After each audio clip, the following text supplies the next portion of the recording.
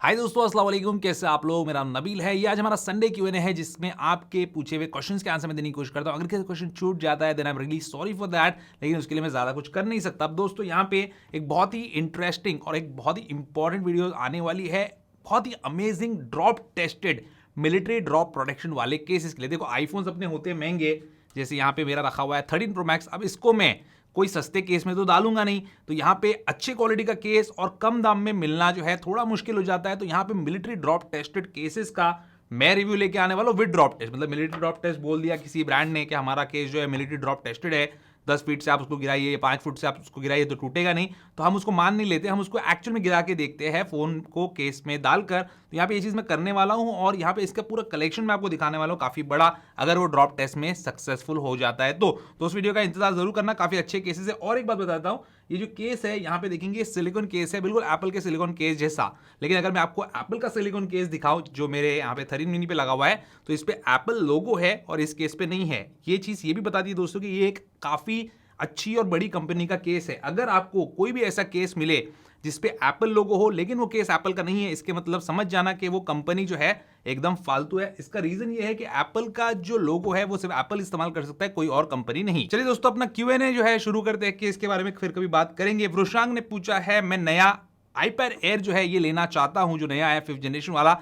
तो मैं इसके साथ एप्पल पेंसिल अभी नहीं लेना चाहता क्योंकि इट इज वेरी एक्सपेंसिव। तो कोई ऑल्टरनेट बताइए। देखिए मैं आपको एक बात बताना चाहता हूँ, आप इसलिए नहीं लेना चाहते क्योंकि इट इज वेरी एक्सपेंसिव। आप बोल रहे हो, सही बात है, मैं मानता हूँ कि इतना महंगा एक आईपैड लेंगे आप 55,000 का में भी, उसके बाद और 9-10 हज़ार रुपए डाल के एक एप्पल पेंसिल लेना जो है it is not that easy. लेकिन मैं आपको एक चीज बोलना चाहूंगा कि आप पहले आईपैड ले लो, आईपैड को इस्तेमाल करो, देखो कि आपको एप्पल पेंसिल या किसी भी और पेंसिल की जरूरत है क्या। क्योंकि अगर आपको पेंसिल की जरूरत है, अगर आपको किसी भी स्टाइलिश की जरूरत है, तो इससे अच्छा कोई भी पेंसिल और इससे अच्छा कोई भी स्टाइलिश आपको मिलेगा नहीं। और यहाँ पे ये मैग्नेटिकली चार्ज भी हो जाता है। तो पुराने जो एप्पल पेंसिल आती है जनरेशन 1 वाली, वो लाइटनिंग पोर्ट से चार्ज होती है और ये जो है ये मैग्नेटिक तरीके से इस तरीके से अटैच भी हो जाती है। और इसका जो प्रेशर सेंसिटिविटी है और जितने इसके फीचर्स है वो आपको कोई और थर्ड पार्टी पेंसिल देगी नहीं। तो सबसे पहले अंडरस्टैंड करो आपकी रिक्वायरमेंट कितनी है। अगर बहुत ज़्यादा है जिससे आप पैसा कमाओगे मे बी वो पेंसिल से, तब आपको जो है एप्पल की ही पेंसिल लेना चाहिए, थर्ड पार्टी की नहीं।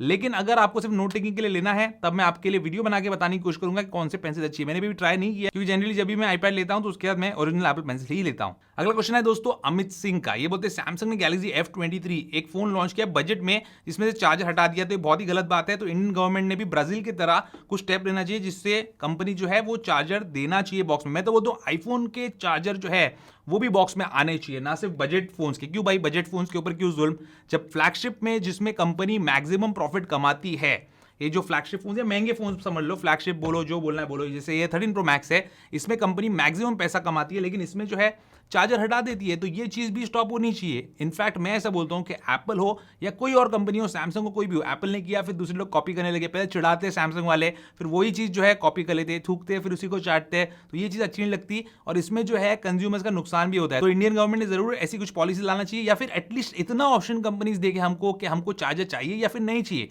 ठीक है, हम भी सोचते हैं एनवायरमेंट का, हम भी चाहते हैं कि एनवायरमेंट प्रोटेक्ट हो। इसका मतलब ये नहीं है कि हर किसी इंसान के पास वही चार्जर है जो लेटेस्ट चार्जर है और उन फोन्स के साथ कंपैटिबल है। अगर आप देखेंगे सेल्स की तरफ, तो एप्पल के जो आईफोन्स है उन पे चार्जर हटाने के बाद से चार्जर का सेल्स कितना ज्यादा बढ़ गया है। तो क्या वो अलग से चार्जर देने में वहां पे एनवायरमेंट का नुकसान नहीं हो रहा है? वहां पे भी नुकसान हो रहा है, लोगों के पैसे का भी नुकसान हो रहा है। तो ऐसे ऑप्शन होना चाहिए कि आपको चार्जर लेना है या फिर नहीं लेना है। देखिए जो समझदार होगा वो अगर उसका चार्जर है तो वो चार्जर नहीं लेगा, क्योंकि कंपनी का पैसा बच भी रहा है। तो कंपनी थोड़ा सा डिस्काउंट भी दे सकती है उस पर। 2000 का चार्जर है, 2000 ना दे लेकिन 1000 रुपए तो दे ही सकती है। तो सैमसंग ही नहीं, एप्पल के ऊपर भी इस तरीके का एक्शन गवर्नमेंट ऑफ इंडिया की तरफ से होना चाहिए। अगला क्वेश्चन है मिनास का, और ये काफी अच्छा क्वेश्चन है। वीडियो के बीच में मैं कभी स्पॉन्सरशिप लगा देता हूं, कभी मुद्रेक्स, कभी IND मनी, कभी मोतीलाल ओसवाल, कभी कुछ और।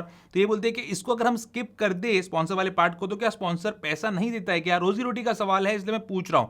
देखिए इसमें बिल्कुल भी आपको टेंशन लेने की जरूरत नहीं। अगर आपको स्किप करना है, स्पॉन्सर्ड पार्ट है, तो आप स्किप कर सकते हैं। जनरली मेरे वीडियोस के अंदर टाइम स्टैम्प होता है, जैसे क्यूएनए के अंदर होता है। लॉन्ग फॉर्म वीडियोस जो होते हैं, लॉन्ग वीडियोस होते हैं थोड़े 10 मिनट के, 12 मिनट के, उसमें मैं टाइम स्टैम्प लगा देता हूं, ताकि अगर कोई इसको स्पॉन्सरशिप वाला पार्ट देखना नहीं है, उसको स्किप कर देना है, वो ऑलरेडी देख चुका है, IND मनी के बारे में उसको ऑलरेडी पता है, मुद्रेक्स के बारे में ऑलरेडी पता है, कॉइन DCX के बारे में ऑलरेडी पता है, उसको नहीं देखना है, you can just skip it और उसका कोई भी वीडियो का इंपॉर्टेंट पार्ट जो है वो मिस नहीं होगा। और स्पॉन्सर को कुछ पता नहीं चलना है उसमें, जिन लोग को इंटरेस्ट है, मैं कभी गलत चीज प्रमोट तो करता नहीं, जितना हो सके मैं मेक श्योर करता हूं कि वो चीज ऐसी हो जो कि मैं खुद यूज कर सकूं, तभी मैं आपको बताता हूं। तो ऐसा तो कोई गलत चीज बताता नहीं, लेकिन अगर आपको ऐसा लगे कि मुझे नहीं देखना है, you can go ahead and skip it. ऐसा कुछ नहीं कि मेरे कोई पैसे कट जाएंगे, ऐसा कुछ नहीं होने वाला। अगला क्वेश्चन है श्रीत पाठक का, ये बोलते एप्पल ने एयर पावर निकाला था आईफोन 10 के टाइम पे, दिखाया था मतलब, और उसके बाद चुपचाप उसको हटा दिया, बंद कर दिया। ऐसा क्यों है? कितना अच्छा था, वो 3 डिवाइस एक साथ चार्ज कर सकते थे। उसका सक्सेसर या कुछ अपडेटेड वर्जन लेके आए तो कितना कन्वीनियंट रहता। देखो कैसा सीन है कि आपकी एप्पल वॉच, आपके एयरपॉड्स और आपका आईफोन जो है एक ही चार्जिंग पैड पे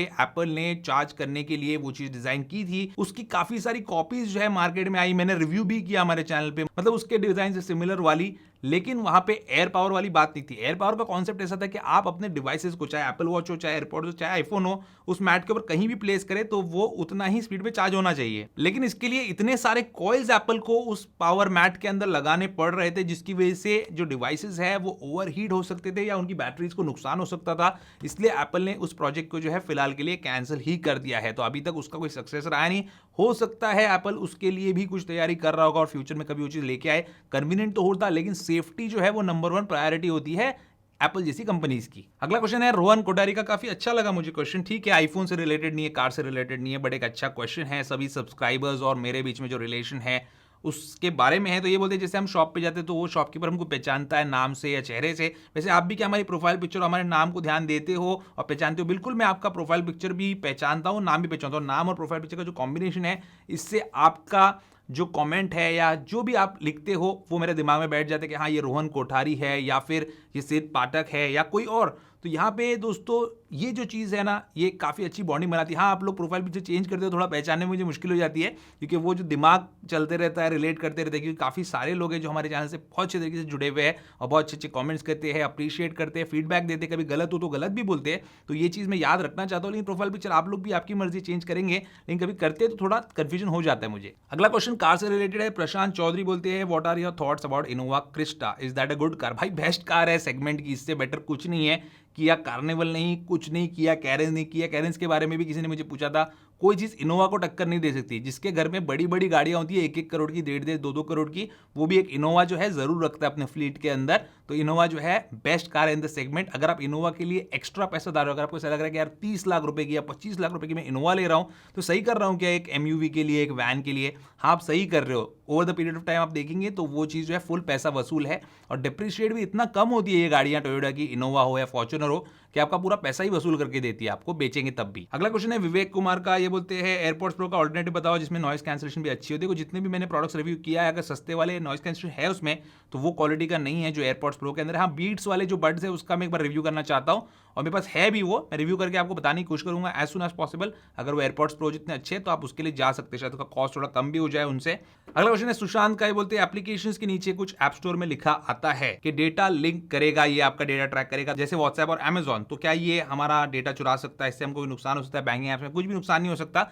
इसे आपको बता रहा है कि सारे एप्लीकेशन आपको ट्रैक करते हैं, और अगर आप चाहते हैं कि ट्रैक ना करे तो आप allow apps to request to track जो है उसको ऑफ कर सकते हैं। इतना कोई रिस्की नहीं है। हाँ, सब एप्लीकेशन जो है उसका यूजर का डेटा कलेक्ट करते ही है। जैसे आप व्हाट्सएप पे चैट करेंगे तो आप जिन ग्रुप्स में हो वो सारा डेटा कलेक्ट होता है, फिर फेसबुक पे आपको एड्स दिखाए जाते हैं। तो ये सारी चीजें होती है सभी एप्लीकेशन के अंदर, लेकिन ये आपके बैंक से पैसे नहीं चुराएंगे। अगला क्वेश्चन है अंशुल का, ये बोल रहे आईफोन 10 यूज करो, 1.5 साल से सोच रहा हूँ कि आईफोन 12 या 13 पे अपग्रेड कर लूँ, सेल आउट करके, बाद में सितंबर के बाद इसका रीसेल प्राइस और गिर जाएगा। ये मेरे थॉट्स है, प्लीज सजेस्ट कीजिए। रीसेल वैल्यू के बारे में सोच रहा हूँ। देखो मेरे भाई, आप आईफोन 10 ऑलरेडी 1.5 साल से यूज करो, मतलब आप उसका पैसा वसूल कर चुके हो। हाँ, मैं जानता हूं हो सकता है आप 2-3 हजार रुपए एक्स्ट्रा कमा लो अभी बेचकर, बाद में बेचने से, लेकिन ये भी तो चीज है कि आप आईफोन 10 को आराम से सितंबर तक यूज कर सकते हो, तो क्यों उसको बेचना है? आईफोन 10 एक बहुत अच्छा फोन है, और आईफोन 10 से आप आईफोन 12 पे अगर अपग्रेड कर भी लेते हैं, आपको मजा तो बहुत आएगा, लेकिन हो सकता है आप कुछ मिस आउट कर जाए। और जो आईफोन 14 के अंदर आने वाला है, तो 14 का इंतजार कीजिए, मुझे तो ऐसा लगता है। और उसके बाद आप सोचिए, क्योंकि आपको 13 पे और जबरदस्त ऑफर्स मिलेंगे, और जो ऑफर्स आपको 13 पे और 12 पे मिलेंगे,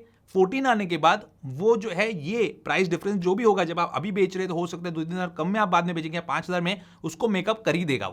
अगला क्वेश्चन है एनएस जोकर का, ये बोलते यूएसए की कस्टमाइज आईफोन क्या होते हैं? OLX से फोन मंगवाते हैं तो वहां बोलते हैं कि यूएसए कस्टमाइज है, क्या ये फोन ले सकते हैं, क्या लेने लायक है? देखो, कोई भी सेलर अगर इस टाइप का घटिया वर्ड इस्तेमाल करे कि यूएसए का कस्टमाइज और इस टाइप की बातें करे जो आपको समझ में नहीं आ रही, उससे आप दूर रहो, क्योंकि जनरली लोग बातें घुमाते हैं। हाँ ठीक है, यूएसए से मंगाया हुआ आईफोन है, आप उसको लेना चाहते हैं तो कोई इशू नहीं है, लेकिन पहले OLX पे जो है बहुत ज़्यादा फ्रॉड होते हैं। OLX बहुत अच्छी वेबसाइट है या बहुत अच्छा एप्लीकेशन है, उसको आप अच्छे से यूज़ कर सकते हैं, लेकिन बहुत उसका गलत इस्तेमाल करते हैं। तो please be careful on OLX। आप उस पर ज़रूर कर सकते हैं कुछ ना कुछ खरीद या बेचने का काम, लेकिन बहुत केयरफुली। अगर आपको ज़्यादा समझ में नहीं आता है, आप इजीली जो है फंस सकते हैं, तो आप जो है ये काम मत कीजिए। कल ही मुझे किसी ने ईमेल किया था, हालांकि मैं अप्रिशिएट नहीं करता कि लोग मुझे ईमेल करें, खास करके सब्सक्राइबर्स, क्योंकि हम लोग डायरेक्टली वीडियोस के जरिए से, इंस्टाग्राम और कमेंट्स के जरिए से, संडे Q&A के जरिए से जुड़े रहते हैं। लेकिन उन्होंने मुझे ईमेल किया कि भाई कि मुझे जो है 13 Pro Max की लालच देके किसी ने मेरे 6,000 रुपये लूट लिया, आप जो है पैसे दिलाने में मदद कीजिए। भाई मैं पुलिस तो नहीं हूँ कि पैसे दिलाने में मदद करूँ। मैं ये कर सकता हूँ कि आपके साथ फ्रॉड होने के पहले ही मैं आपको आगाह करूँ, लोगों में अवेयरनेस फैलाऊँ।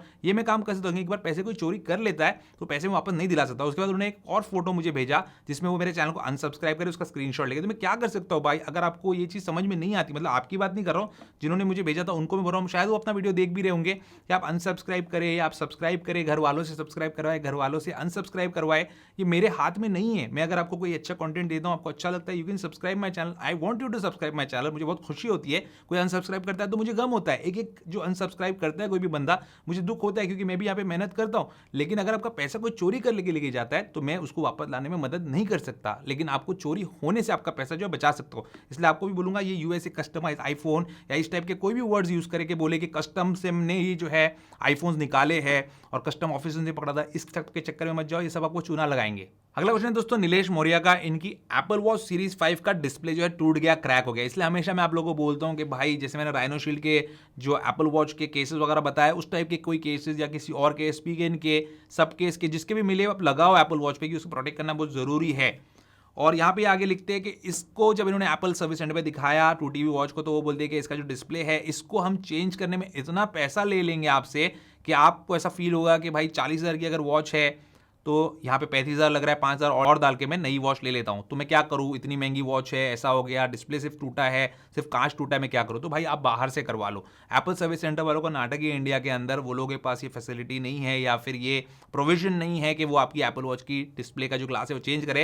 लेकिन बाहर से ये चीज़ हो सकती है। हो सकता है कि किसी की वर्कमैनशिप अच्छी हो या बुरी हो, लेकिन आपका काम जो है बाहर बन जाएगा। उसके बाद आपको अगर ऐसा लगे कि नहीं, बस को रखना नहीं है, सारी चीज़ें सही है, लेकिन फिर भी आपको अंदर से ऐसा लगे नहीं यार मैं फिर से नहीं ले लेता हूँ, तब आप उसको सेल करके भी ले सकते हैं। इन लोगों के हाथ में मत देना। अगला क्वेश्चन है मनमोहन सिंह का। ये बोलते हैं आईफोन 12 प्रो और सैमसंग S21 अल्ट्रा में मैं कंफ्यूज हूं, किसको लेना चाहिए? सेम प्राइस में मिल रहा है सेकेंड हैंड मार्केट में। देखो मेरी भाई, मैं आपको सिंपल सी बात बताता हूं।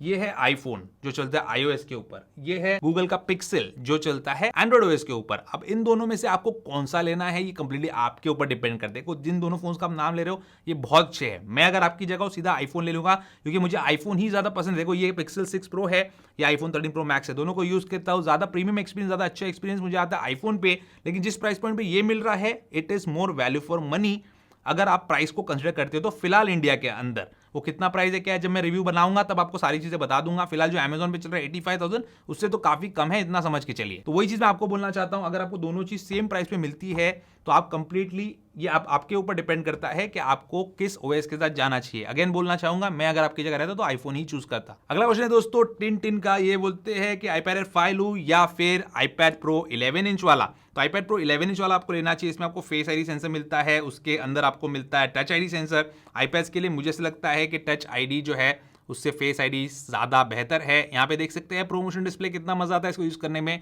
बहुत ही ज्यादा अच्छा रहता है। 4 स्पीकर का सिस्टम है, ज्यादा रैम है।